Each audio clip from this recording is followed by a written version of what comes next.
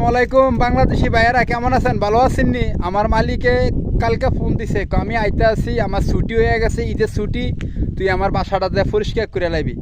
তো এখন সৌদি আরবের মানে 2টা বাজে, এই রোদে দিয়ে মানে মালিকের বাসা যাইতেছে। আপনারা তো দেখতে আছেন আমার পিছনে কীরকম রোদ্র খাঁ খাঁ করে।